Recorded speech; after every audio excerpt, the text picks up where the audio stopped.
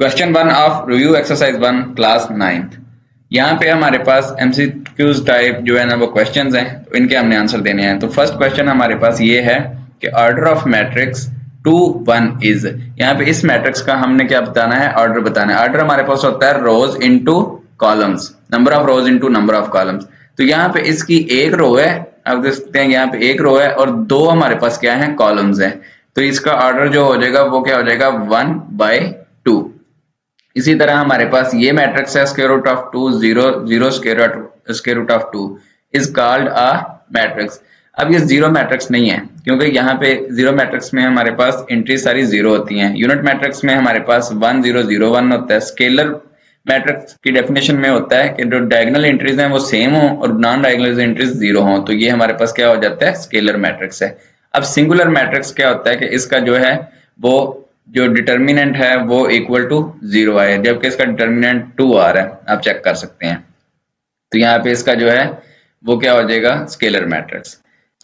Question 3 अब हमारे पास आ जाएगा, which is the order of a square matrix. Square matrix अब हमारे पास वो होता है जिसमें नंबर ऑफ रोज जो हैं वो क्या हो जाएंगे, हमारे पास नंबर ऑफ कॉलम्स के इक्वल होंगे। ठीक है, तो यहाँ पे हम देख सकते हैं कि 2/2 एक जो है ऑप्शन है, इसमें ही नंबर ऑफ रोज और नंबर ऑफ कॉलम्स जो है वो इक्वल हैं। बाकी यहाँ पे 2/1 है, ये 1/2 है, ये 3/2 है, नॉट इक्वल है। ठीक है, तो ये हमारे पास आंसर आ जाएगा। Order of transpose of 2 1 0 1 3 and 2। इस मैट्रिक्स का हम पहले क्या करते हैं, ट्रांसपोज ले लेते हैं। ट्रांसपोज के लिए हमने क्या करना होता है, इसकी जो कॉलम्स हैं उसको रोज में चेंज कर देना है, और डेफिनेटली रोज या रोज को हम कॉलम्स में चेंज कर देंगे। तो यहाँ पे इसका पहला कॉलम जो है वो पहली रो बन जाएगी 2 0 3, तो इसको हम लिख देंगे 2 0 एंड 3। इसी तरह ये वाला जो है 1 1 2, ये दूसरी रो बन जाएगी 1 1 एंड 2। अब ये जो मैट्रिक्स है इसका हमने जो है ऑर्डर बताना है। तो यहाँ पे कितनी नंबर ऑफ रोज हैं, 2, और कितने नंबर ऑफ कॉलम्स हैं, 1 2 एंड 3। तो 2 क्रॉस 3 ये हमारे पास क्या हो जाएगा, इसका ऑर्डर हो जाएगा 2/3। नेक्स्ट हमारे पास क्वेश्चन 5 है, जो इसका पार्ट 5 है। Adjoint of this matrix 1 2 0 -1। हमें पता है कि एडजॉइंट निकालने के लिए हम डायगोनल एंट्रीज जो हैं उनको आपस में इंटरचेंज कर देते हैं, और नॉन डायगोनल एंट्रीज जो हैं वो क्या है, उनके साइन चेंज कर देते हैं। तो यहाँ पे डायगोनल एंट्रीज क्या है, 1 और -1, तो -1 यहाँ पे आ जाएगा और 1 यहाँ पे आ जाएगा। इसी तरह ये जो है इनके साइन चेंज कर देंगे, ये -2 हो जाएगा और ये हो जाएगा 0। तो ये कौन सा ऑप्शन है हमारे पास, -1 -2 0 और 1, तो ये हो जाएगा adjoint of this matrix. Next हमारे पास product of X Y and 2 -1। अब इस मैट्रिक्स का ऑर्डर हमारे पास क्या है, 1 क्रॉस 2, और इस मैट्रिक्स का ऑर्डर है हमारे पास 2 क्रॉस 1। तो मल्टीप्लिकेशन के लिए हमने सबसे पहले ये चेक करना है कि क्या ये मल्टीप्लाई हो भी सकते हैं या नहीं। तो उसके लिए हम देखते हैं कि जो पहला मैट्रिक्स है उसके नंबर ऑफ कॉलम्स और दूसरा मैट्रिक्स उसके नंबर ऑफ रोज इक्वल होनी चाहिए। तो ये भी 2 है और ये भी 2 है, तो ये मल्टीप्लाई किए जा सकते हैं।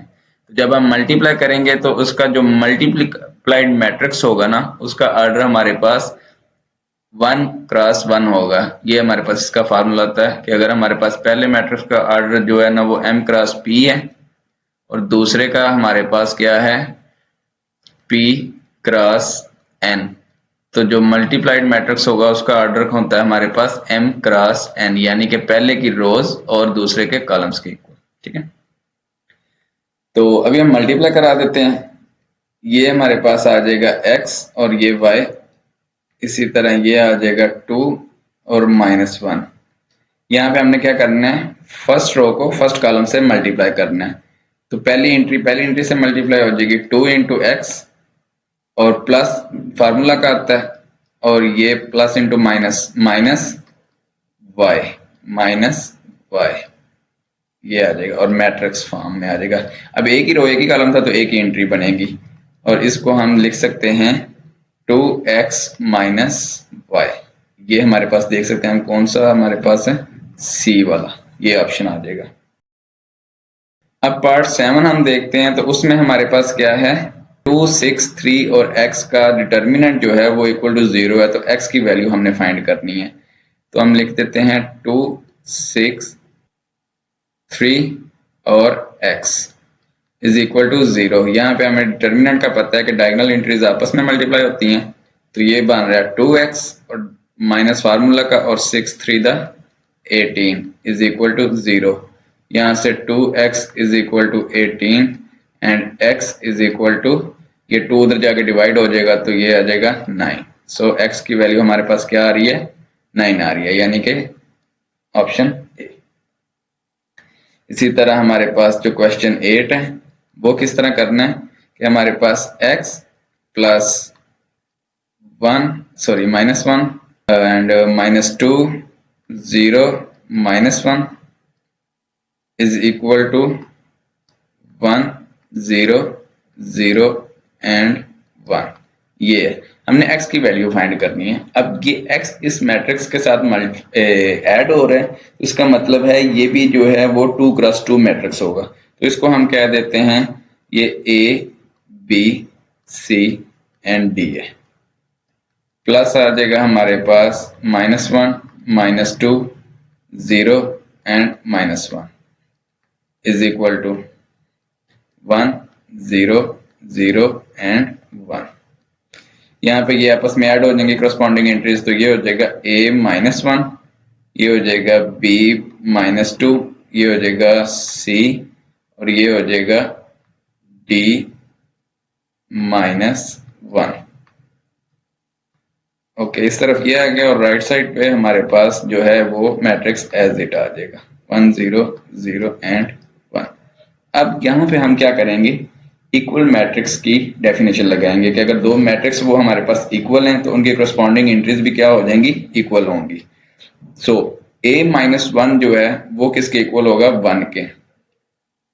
सो A-1 इज इक्वल टू 1। यहां से हम कह सकते हैं कि A is equal to 1 plus 1 and A is equal to 2। चलिए आगे। अब दूसरी entry B-2 is equal to 0, B-2 is equal to 0। So यहां से हमारे पास B की वैल्यू क्या आ रही है, 2। इसी तरह C और ये इक्वल टू 0, C की वैल्यू हमारे पास 0 आ गई and D is equal to क्या है, sorry D-1 is equal to क्या है, 1। So D is equal to 1 plus 1 is equal to 2। D की वैल्यू भी हमारे पास क्या आ जाएगी, 2 आ जाएगी। ओके, तो यहाँ पे हमने A, B, C और D की वैल्यू फाइंड कर ली है। तो X हमारे पास क्या बन जाएगा, A की वैल्यू है 2, B की वैल्यू हमारे पास 2, C की वैल्यू 0 और D की वैल्यू भी 2। तो ये हमारे पास कौन सा मैट्रिक्स बन रहा है, 2 2 2 0 और 2, ये D मैट्रिक्स। इन दोनों को जो है ना वो ऐड भी करके इस मैट्रिक्स और इस मैट्रिक्स को ऐड करके देखेंगे कि तो ये हमारे पास 1 0 0 1 आएगा, यानी कि 2 - 1 1। इसी तरह 2 - 2 0, ये 0 - 0 0 और ये भी 2 - 1 इज इक्वल टू 1। तो ये हमारे पास प्रूफ भी हो गया कि यही मैट्रिक्स आ रहे हैं। Question 2 of review exercise 1 chapter 1। यहाँ पे हमने क्या करना है, फिल इन द ब्लैंक्स जो है करना है हमने। तो क्वेश्चन 1 में हमारे पास है दिस मैट्रिक्स इज कॉल्ड। अब ये 0 0 0 है तो ये डेफिनेटली हमारे पास क्या हो जाएगा, ये 0 मैट्रिक्स या फिर हम इसको क्या कहते हैं, नल मैट्रिक्स, ये आ जाएगा। ठीक है, दूसरा है हमारे पास 1 0 0 1। डेफिनेटली हमारे पास डेफिनेशन है इसकी कि डायगोनल एंट्रीज अगर 1 हो और नॉन डायगोनल एंट्रीज जो है वो 0 हो तो इसको हम क्या बोलते हैं, multiplicative identity matrix, multiplicative identity matrix. ठीक है, या इसको हम क्या कह देते हैं, यूनिट मैट्रिक्स भी कह देते हैं, यूनिट मैट्रिक्स। और इस चीज को हम क्या कहते हैं, एडिटिव आइडेंटिटी मैट्रिक्स। ठीक हो गया, ये हमारे पास एडिटिव आइडेंटिटी मैट्रिक्स होता है, उसकी डेफिनेशन को फुलफिल करता है, और ये हमारे पास मल्टीप्लिकेटिव आइडेंटिटी मैट्रिक्स की डेफिनेशन को फुलफिल करता है। इसको हम यूनिट मैट्रिक्स बोलते हैं, इसको हम जीरो या नल मैट्रिक्स बोलते हैं। तो ये डिपेंड करता है कि ऑप्शन में क्या आ रहा है। यहाँ पे हम जो है ना इसको जीरो मैट्रिक्स लिखेंगे और इसको हम क्या कर देंगे, यूनिट मैट्रिक्स लिख देंगे। नेक्स्ट है हमारे पास एडिटिव इनवर्स ऑफ 1, -2, 0 और -1। अब हमें पता है कि एडिटिव इनवर्स ऑफ ए जो है वो किसके इक्वल होता है, माइनस ऑफ ए, यानी कि ए की तमाम एंट्रीज जो हैं उनके साइन को हमने चेंज कर देना। तो यहाँ पे जब हम इनके साइन को चेंज करेंगे तो ये -1 बन जाएगा, ये 2 बन जाएगा और ये 0 आ जाएगा और ये 1 आ जाएगा। तो additive inverse of this matrix is this matrix. In multiplication A B is not equal to B A, यहाँ पे हमने ये चीज ऑलरेडी प्रूव कर चुके हैं कि ए बी जो है वो बी ए के इक्वल नहीं होता, और ये इन जनरल का मतलब ये है कि हमेशा इक्वल नहीं होता, लेकिन in some cases it can be equal. For example अगर हम 1 1 2 3 इसको हम करते हैं आइडेंटिटी मैट्रिक्स से 1 0 0 1, तो ये किसके इक्वल होगा, अगेन इक्वल 1 0 0 1 एंड ये आ जाएगा 1 1 2 3। ये दोनों जब हम मल्टीप्लाई करेंगे तो ये इक्वल होंगे, लेकिन इन जनरल ये इक्वल नहीं होते। मैट्रिक्स ए एंड बी में be found if the order of A is and B is equal. कोई भी मैट्रिक्स जो हैं दो, वो दो या दो से ज्यादा हों, वो ऐड या सब्ट्रैक्ट तब हो सकते हैं जब उन दोनों के या जितने भी मैट्रिक्स ऐड या सब्ट्रैक्ट हो रहे हैं उनके ऑर्डर जो हैं वो क्या हो जाएंगे, इक्वल होंगे। और 6 में हमारे पास है a matrix is called dash matrix if the number of rows and columns are equal. अगर number of rows of columns are equal हैं तो उसको हम क्या बोलते हैं, square matrix, SQUARE, square matrix. ठीक है, अगर हमारे पास नंबर ऑफ रोज और columns are equal then it is called a square matrix. Question 3 of review exercise 1 class 9। यहाँ पे हमने करना क्या है कि हमारे पास एक ये मैट्रिक्स है और एक ये मैट्रिक्स है और दोनों मैट्रिक्स क्या हैं, इक्वल है। Then find the value of A and B. अब इक्वल मैट्रिक्स में तो इक्वल मैट्रिक्स की डेफिनेशन के मुताबिक इनके ऑर्डर भी सेम होंगे और इनकी करस्पॉन्डिंग एंट्रीज भी सेम होंगी। तो यहाँ पे हमारे पास ये 4 और ये 4 जो है ये तो इक्वल हैं, इसी तरह ये 6 और ये 6 भी इक्वल हैं। तो डेफिनेटली ये फर्स्ट जो इसकी करस्पॉन्डिंग एंट्री है a+3, ये इसकी -3 के इक्वल होगी। सो a+3 इज इक्वल टू -3। यहाँ पे हम इसको इक्वेशन 1 का नाम दे देते हैं। इसी तरह b-1 is equal to this entry, ये इक्वेशन 2 आ गई। ठीक है, यहाँ पे हमारे पास दो इक्वेशंस आ गई हैं, a+3 -1 इसके एंट्री और ये b-1 इसके इक्वल आ जाएगी। यहाँ से a इज इक्वल टू -3, ये 3 इधर प्लस हो रहा है तो उधर जाके क्या हो जाएगा, माइनस हो जाएगा।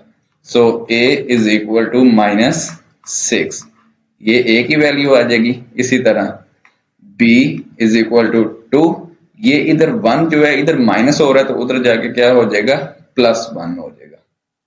सो b इज इक्वल टू 3। यहाँ पे बेसिकली ये उधर जाके जो +1 हो रहा है ये हम ऐसे कर रहे हैं कि b-1 है ना, तो इसका एडिटिव जो इनवर्स है इधर भी ऐड किया और उधर भी ऐड किया, तो यहाँ पे ये कट जाएंगे तो b is equal to 2 + 1 b is equal to 3 आ जाएगा। सो ये हमारे पास अगर हम वैल्यूज पुट करते हैं इधर तो ये क्या हो जाएगा, हमारे पास इक्वल मैट्रिक्स हो जाएंगे। हम देख लेते हैं, -6 + 3 4 6 और b की वैल्यू आ रही है 3 - 1, ये क्या बन जाएगा हमारे पास -3 एंड 4 और 6 और 2। तो आप देख सकते हैं ये मैट्रिक्स और ये मैट्रिक्स जो है दोनों इक्वल हैं।